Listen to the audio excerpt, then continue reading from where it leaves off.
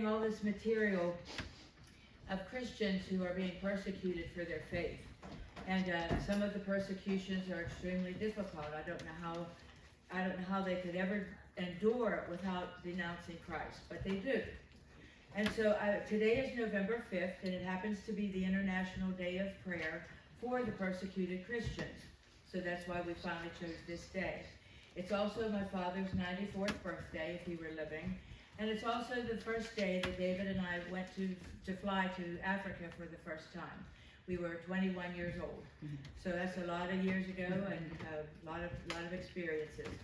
And so when I talked to Terry, he said, yeah, he said that would be good. So that's what we want to do today. Because it's the day of international prayer for the persecuted churches, that's what we're going to do. I'm going to take, Kirk said his sermon time is 40 minutes.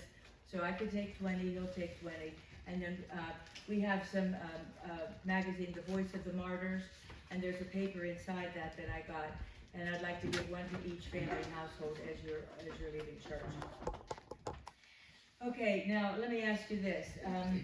When you think about the persecuted Christians around the world, do you ever picture the faces of children, little children, babies, toddlers? Do you ever picture children being persecuted? Well, they are. They're persecuted a lot, and sometimes they are persecuted, and as we saw with Israel, they are beheaded to get to the parents.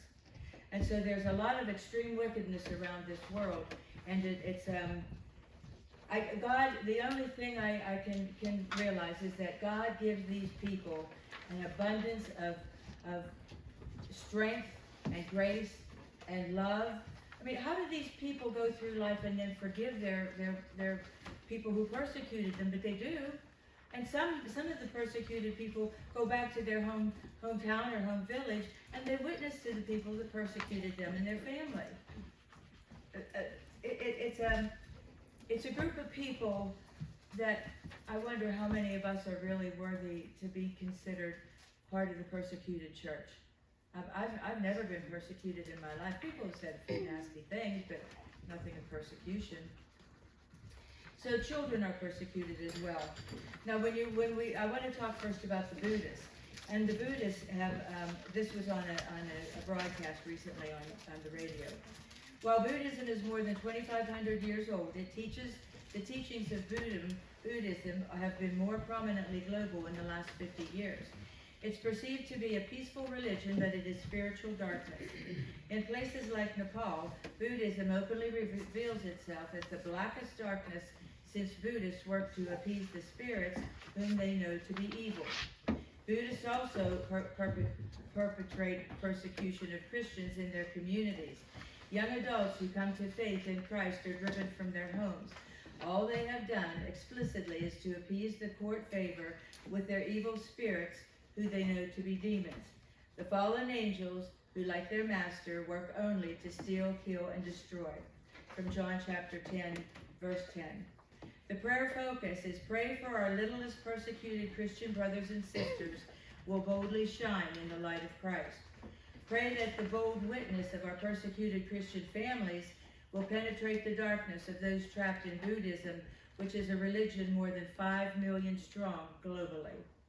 Pray that you will be inspired to boldly shine as a light for Christ in the spiritual darkness around you, in your community, your home, your workplace, wherever. I picked out different countries that are facing persecution, and the one thing I want to talk first about is Ghana, because that's the one I know personally. And we may have shared this over the years, David and I, so bear with me if we have. But we personally know of two of our evangelists that David taught at the college, went out back to their home villages and started churches. And one of them was Dan Salam, but he was a Christian who converted to a Muslim who became a Christian, he and his wife Jemima, before we knew them. But somebody that knew them and knew the troubles and heartaches they had as Muslims, and converted Christians, they sent them down to us in Accra. And then they went to the school, and Salam graduated and started to start churches up in his area. Okay, when Dan and Jemima became Christians and left the Muslim faith, they were very poor, but they were still living in his father's house. Now, if you're a Muslim and you become a Christian, you are ostracized, and you can be punished, you can be killed, anything can happen to you from the Muslim family. And Dan and Jemima were trying to keep it very low key. They didn't want to make any trouble. They had nowhere else to go. But they knew that the father's house was very angry with them. And so Jemima had a set of twin baby girls. And the girls were getting a little bit bigger, but Jemima put them to bed one night, and the next morning she went to get them up, and they were both dead. Through the night, the mother-in-law, the grandmother of the twin girls, had poisoned them, and they died. And Salam told us later, after we got to know him, he said, I had two baby girls, just as precious as they could be. I wanted to raise them to know the Lord, but my mother killed them. And so he said, I had no way to bury them. So he said, I took my only pair of shoes to the market, and I sold them, and I bought 2 pieces of cloth, and I buried each baby in a white cloth. And so we know him personally. And then later, Jemima was out hanging the laundry, and the sun was shining through a sheet that she was putting up on the clothesline. She saw the silhouette of her mother-in-law. This is after the babies had died. And the mother-in-law had a big dagger in her hand, and she was going to stab Jemima through the sheet. She didn't think Jemima could see her. But God protected her from that evil day. And then Jemima and Salam got out of the house as quickly as they could, but he still had no shoes. So someone told him about the college, and he came to the college, became a minister, and went back and ministered to the people in his home area. The second example from Ghana was a fellow named Christian Muzu. He was one of our church planters, and he was working in a Muslim area too, and the house that we had rented for him was owned by a Muslim, but that didn't bother the people in the community. They were okay with that because Christian was a Christian himself. And so one night there began to be a tribal conflict, and the people in the town knew that Christian was living in a Muslim house owned by a Muslim. So they went to him, and word around the village was that the Muslims were going to come and burn the house down that night. And if Christian and his family were in the house, so be it. But the Christians warned them in advance. They left the house. The Muslims did come. They burned the house to the ground. And so then we bought a piece of property, built another house, and Christian and his family moved into a safer area. So there are people, and I bet there's been people here in this county who at one time or another in some way have been persecuted for their faith. I'm not sure, but just, be aware. It happens very often. I want to switch to Nigeria. A violent attack of the Boko Haram and the militant Fulani Muslims are on the rise. These attacks affect families and churches, leaving many Christians without spouses, parents, children, or homes. But today you can choose to stand in fellowship with the Christians in Nigeria. And the books that we're going to give from the Christian Voice of the Martyrs, it will give different countries and how you can pray differently for the people. Also in Nigeria, on January 13th, 2011, a militant Fulani Muslim attacked Alice Bosley's village in Plateau State, Nigeria, and shot her husband to death in front of her and her children. About 18 months later, the militants attacked the village again, burning her home and forcing her and her 4 children to flee from the village. Voice of the Martyrs has helped the family with living expenses, and they are now thriving with help from the global body of Christ.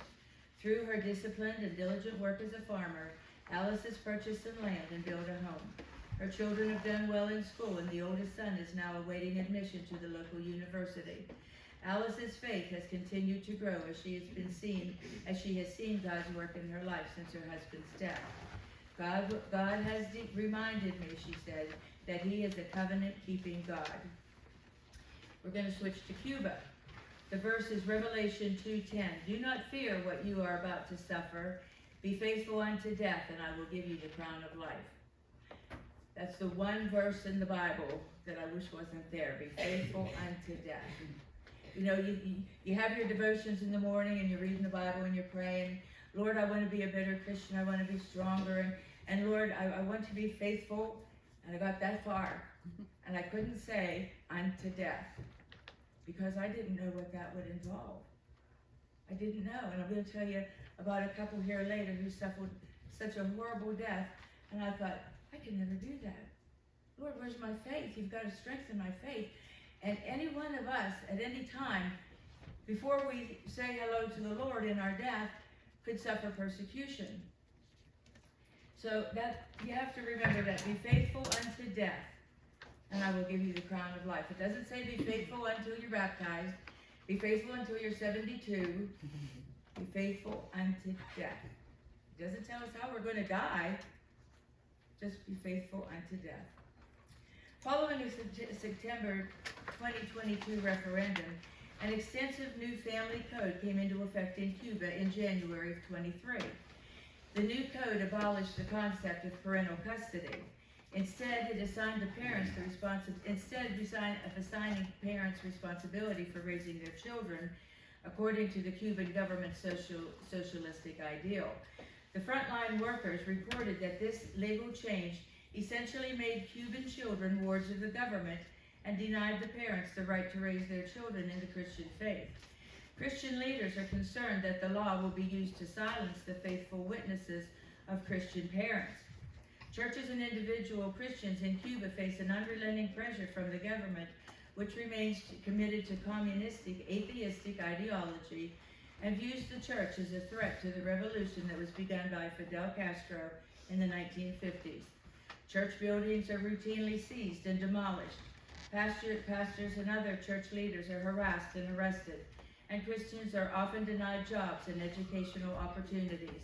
Yet the believers continue to meet in illegal house churches, and the church continues to grow through bold evangelistic activity. Christian leaders in Cuba warn that the new laws will make it easier for the government to remove children from Christian families that oppose the government ideology.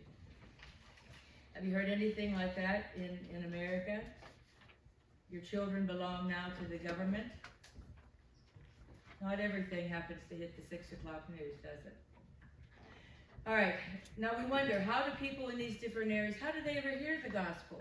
Well, the missionaries go, and when they teach other people to talk to the people, their family in the villages about the Lord, then that's one good way, person to person.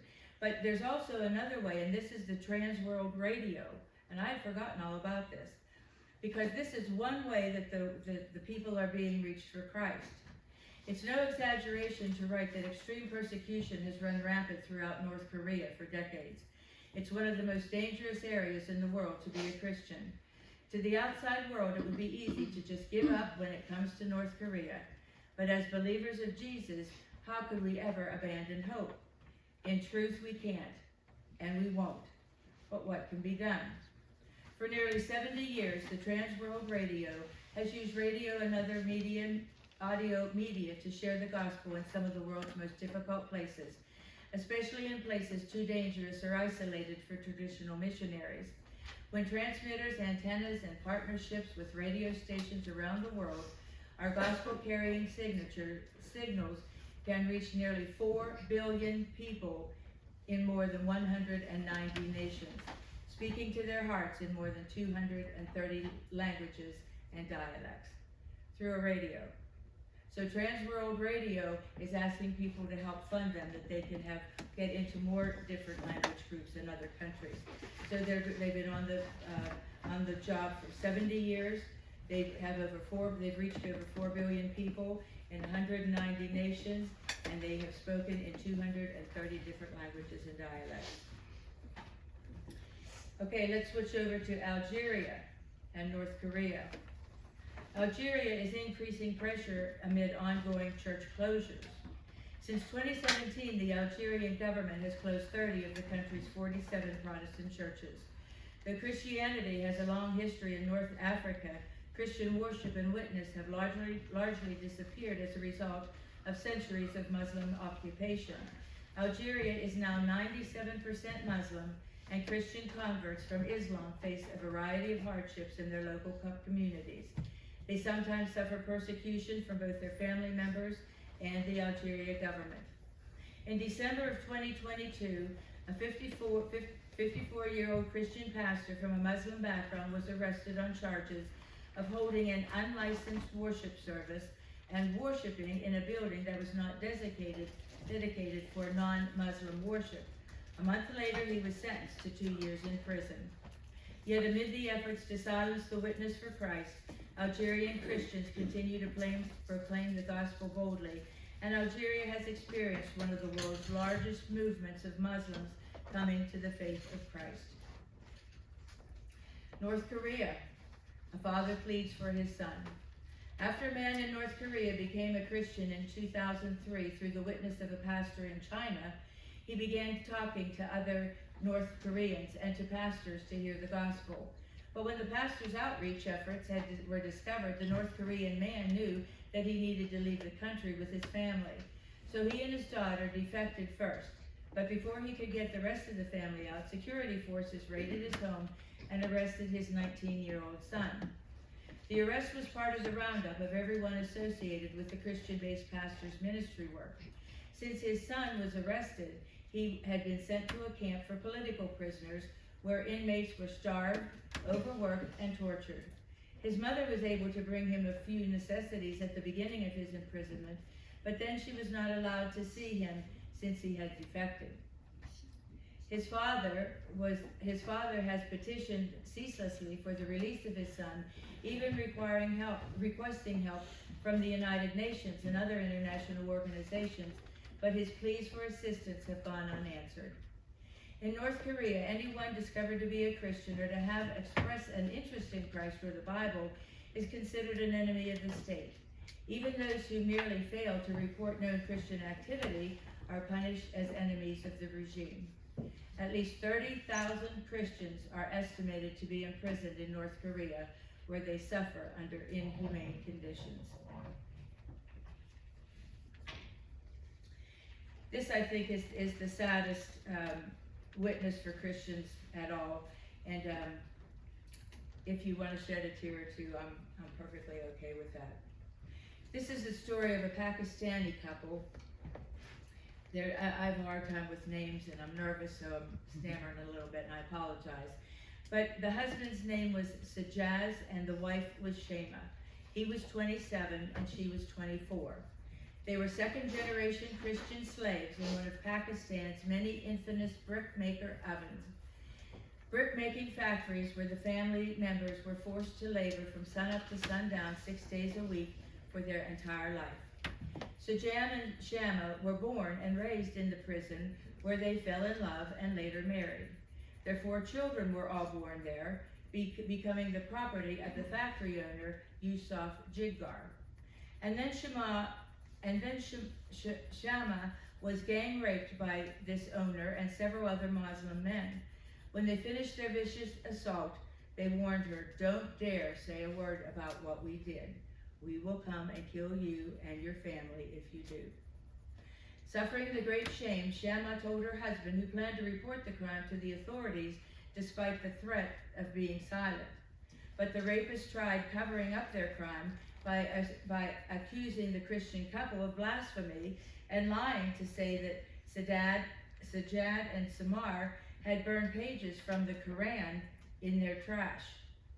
The factory owner, then this is the brick factory making owner, and his accomplices incited a riotous mob of Muslims, believed to be as large as 1,200 men. They broke into the couple's house, the living quarters at the prison. They dragged them to the street and beat them mercilessly. Then the owner of the brick oven factory ordered the men in the crowd to break their legs so they couldn't escape, to drag them to the factory's brick kiln. There their clothes, Sajjad and Hussein were held over a fire by their arms and legs until their clothes began to burn, and the Christian couple were left to burn to death as martyrs of old. I can't imagine that. 24, 27 years old, you've got 4 children that were born in this prison.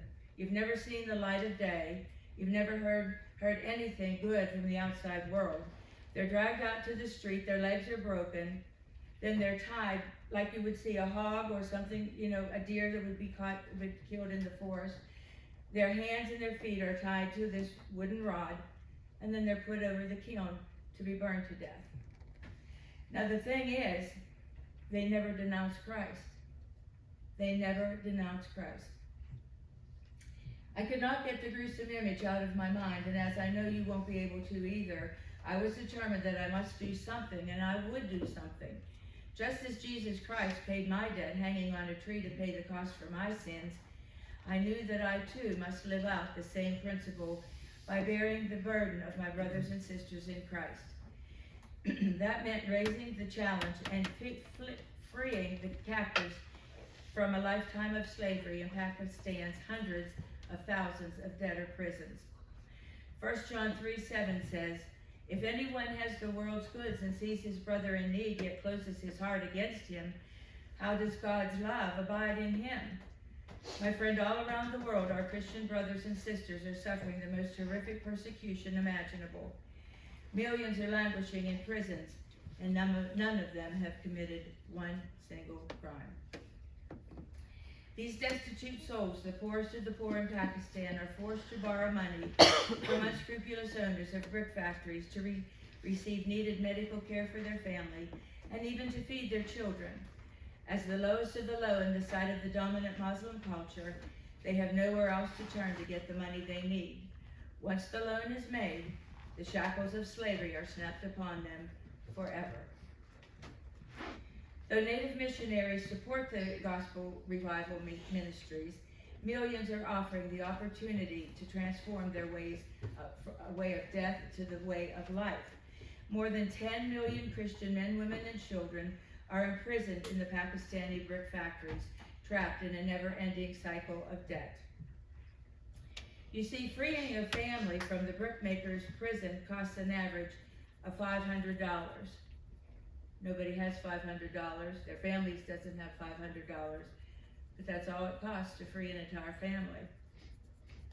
Imagine that, for $500, less than the price of a new iPhone. Did you get that? Less than the price of a new iPhone. An entire family can be redeemed from perpetual slavery and set on the road to independence and self-sufficiency. I think that's something that we all need to pray about. And what we're hoping to do is to get all of you to be thinking about how the rest of the world lives. It's not like us, and we're not like them.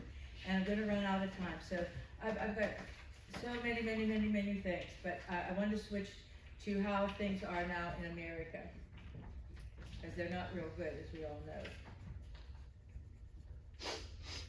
We talked a little bit some months ago about the satanic clubs that are coming into the elementary schools in our country, and there was a fellow up in somewhere here in Ohio. David, you knew him. Isaac Severs. Okay, and they did bring the Satanic Club into his school.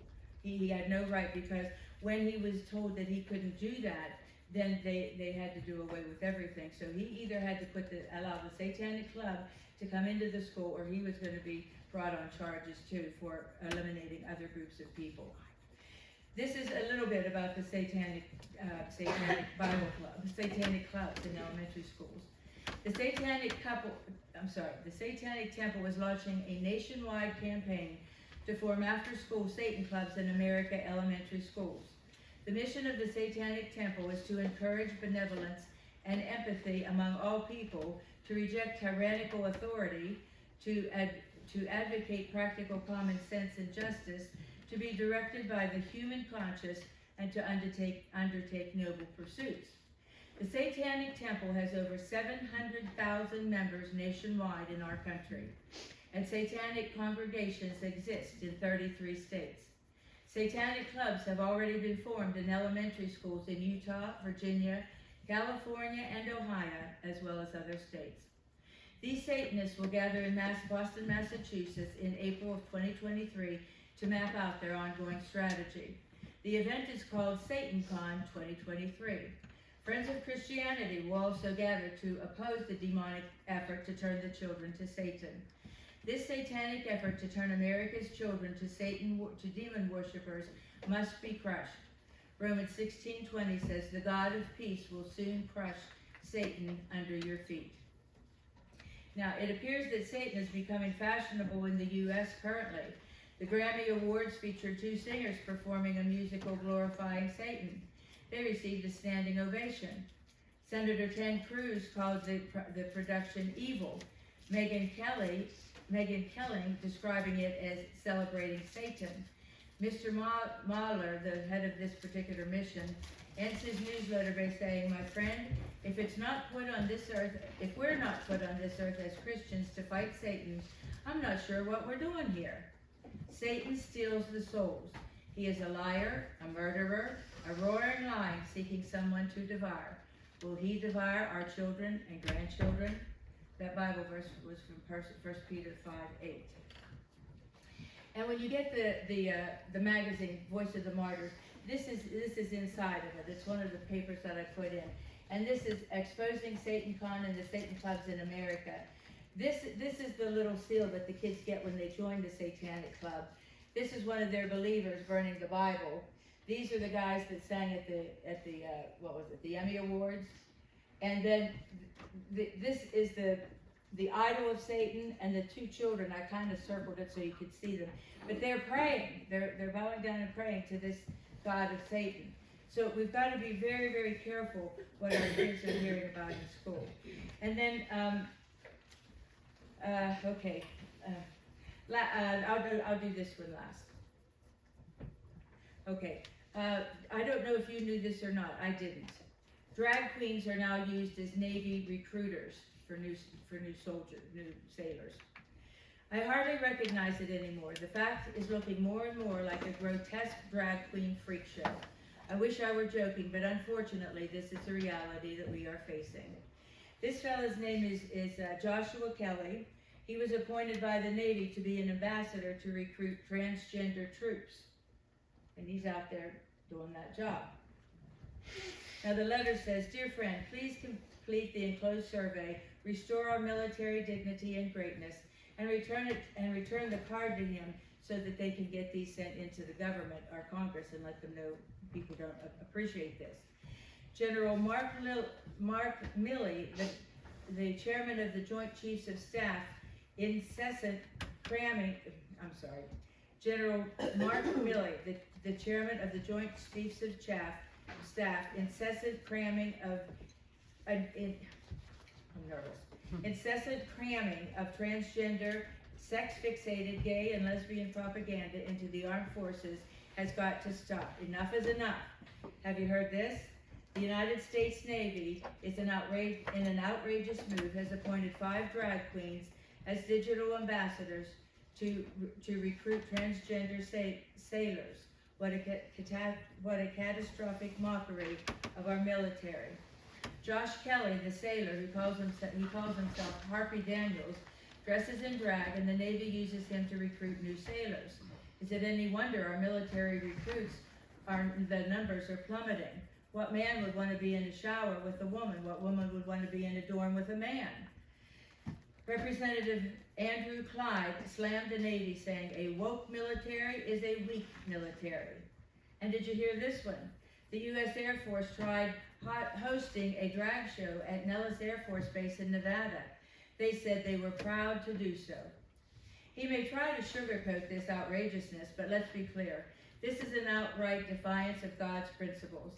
This insanity is reducing our once mighty military to an international laughingstock. So Satan has his finger in every pie around the world. And it's here in America. I've got other things that I'm not going to have time to do. But I appreciate you letting Kurt and I do this program, because there's so much out there that we're not hearing. It's not on television. It's not on the news. And unless you get into children or Christian literature and Christian information, we're not going to hear this stuff. And I know these are true because I've checked them out. So please be praying for the persecuted church all around the world, and including our own.